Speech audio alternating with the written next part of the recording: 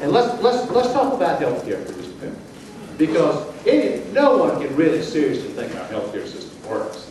I mean, really, we've got 47 million people that don't have any coverage, 2 million more than we had just a year ago. Health insurance premiums are up over 100%.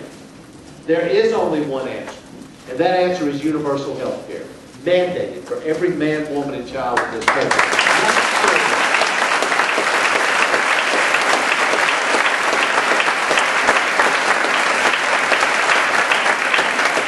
I'll tell you an experience that I had that had an enormous effect on me.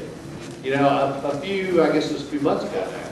I was in Western Virginia in the Appalachian Mountains, up early one morning, sitting at a picnic table with a group of people. There was a guy sitting a couple seats down from me, and he said, his name was James Lowe, and he described to me what he had been through. He was born with a severe cleft palate, and because he had this severe cleft palate, he could not speak.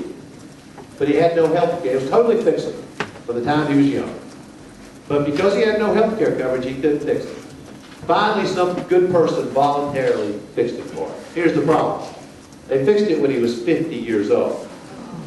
James Lowe lived in the United States of America for 50 years, not able to speak because he had no health care coverage. And I listened to this story, and I combine it with the stories I've heard from women who come up to Elizabeth and me and say they're like Elizabeth. They've been diagnosed with breast cancer, but they don't have any health care coverage.